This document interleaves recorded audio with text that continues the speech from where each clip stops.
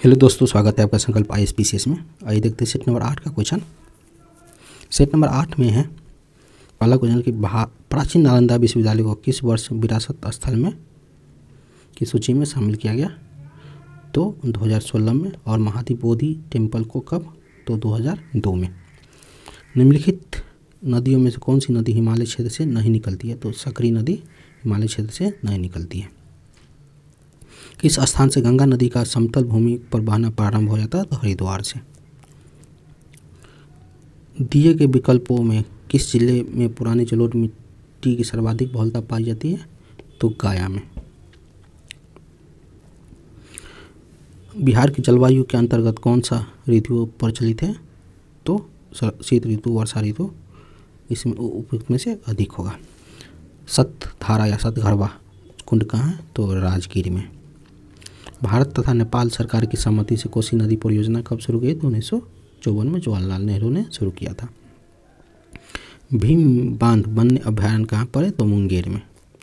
Number question है कि बिहार का सर्वाधिक वन क्षेत्र वाला जिला कौन सा है? तो कैमूर है। अभ्रक का सर्वाधिक उत्पादन कहाँ होता है? तो गया में। 2011 की जनगणना के अनुसार भारत तथा बिहार का जनसंख्या का घनत्व कितना था? तो भारत की जनसंख्या का घनत्व 382 है, बिहार का 1106 है और बिहार इसमें फर्स्ट स्थान पर है। 2011 की जनगणना के अनुसार न्यूनतम लिंग अनुपात वाला जिला कौन सा है? तो मुंगेर है जो 876 और गोपालगंज का 1021 है। बिहार स्थित बरौनी तेल शोधक कारखाना किस देश के सहयोग से स्थापित किया गया? तो रूस के सहयोग से 1964 ईस्वी में स्थापित किया गया। बिहार में विद्युत इंजन का कारखाना कहाँ स्थित है? तो मधेपुरा में स्थित है। मढ़ौरा स्थित डीजल रेल कारखाना निर्मित शक्तिशाली डीजल इंजन गजराज के कितने हॉर्स पावर है? तो 6000 हॉर्स पावर की है। बिहार राज्य पथ परिवहन निगम का स्थापना कब हुआ था? 1959 ईस्वी में हुआ था। बिहार सरकार द्वारा प्रतिवर्ष स्थापना दिवस कब मनाया जाता है? 22 मार्च को बिहार स्थापना दिवस मनाया जाता है और इसी दिन वर्ल्ड वाटर डे भी मनाया जाता है। बिहार का सर्वाधिक वन क्षेत्र वाला जिला कौन सा है? तो कैमूर है। 18 नंबर क्वेश्चन कि बिहार विधानसभा के अनुसूचित जाति के लिए आरक्षित सीटों की संख्या कितनी है?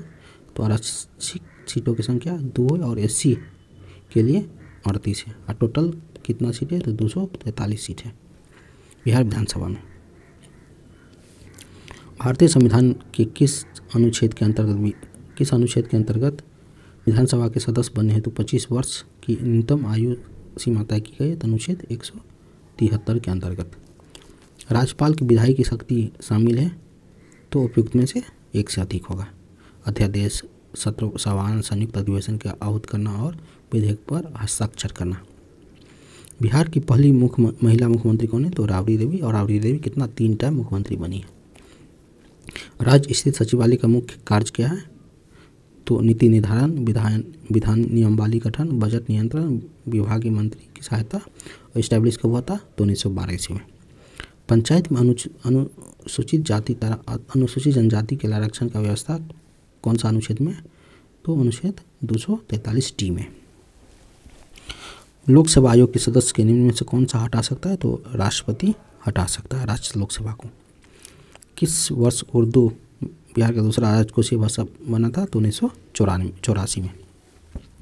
बिहार में नमक सत्याग्रह का शुरुआत कहाँ से किया गया? तो सारण से किया गया। सारण और चंपारण से किया गया। उपयुक्त में से एक से अधिक होगा।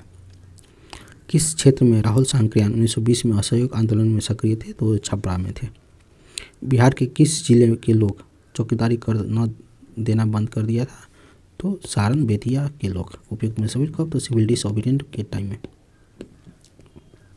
बिहार में द्वैत शासन प्रारंभ होने के बाद बिहार का गवर्नर कौन था? तो सत्येंद्र प्रसाद सिन्हा थे। कब? 1919 ईस्वी के टाइम में।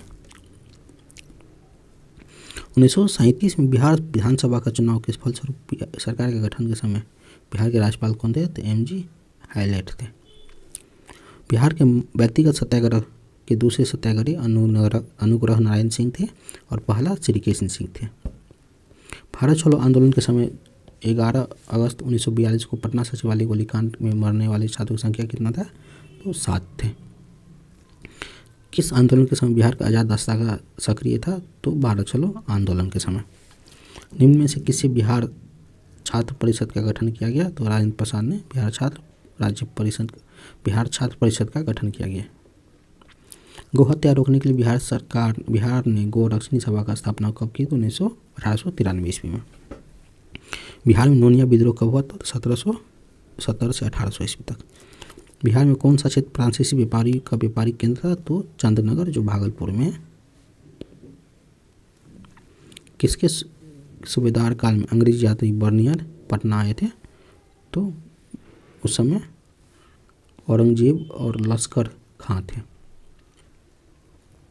उपयुक्त में से कोई नहीं होगा, औरंगजेब के लश्कर खां सूबेदार थे। निम्न में से कौन शेरशाह का उत्तराधिकारी बना था? तो इस्लाम शाह ने उत्तराधिकारी बना था। 40 नंबर क्वेश्चन है 8वीं शताब्दी के मध्य मौखरी राजवंश का समाप्ति के बाद किस राजवंशीय शासक की नींव बिहार में पड़ी थी? तो पाल वंशीय, और इसके संस्थापक कौन थे? तो गोपाल। 41 नंबर क्वेश्चन की बंगाल के किस शासक के समय सिकंदर लोदी ने बंगाल और मुंगेर के दोनों बीच सीमा रेखा निर्धारण की? तो अलाउद्दीन हुसैन शाह के शासनकाल में। किस स्थान पर बख्तियार खिलजी के शव को दफनाया गया था? तो बिहार शरीफ में। इनमें से किस शासक के शासनकाल में चतुर्भुज संगति होता है? तो कनिष्क के शासनकाल में। कहाँ पर? कश्मीर में। कर्नाटक शासकों में से कौन एक महान समाज सुधारक थे? तो महान समाज सुधारक तो कौन होगा इसका आंसर? हरि सिंह थे, और लास्ट रूलर भी ये थे। नालंदा महाविद्यालय को आर्थिक अनुदान देने वाला शासक कौन था? तो देवपाल थे। देवपाल, धर्मपाल और हर्षपाल, उपयुक्त में से अधिक होगा। मगध के परिवर्ती गुप्त वंश का संस्थापक कौन थे? तो कृष्णगुप्त थे। नालंदा विश्वविद्यालय का संस्थापक कौन थे? तो कुमारगुप्त थे। मगध पर शासन करने वाला राजवंश हरियंक, शिशुनाग, नंद और मौर्य थे। ये 4 शासक थे। बिहार के मध्य पाषाण काल के अवशेष निम्न में से किस क्षेत्र से प्राप्त होता है? तो मुंगेर से।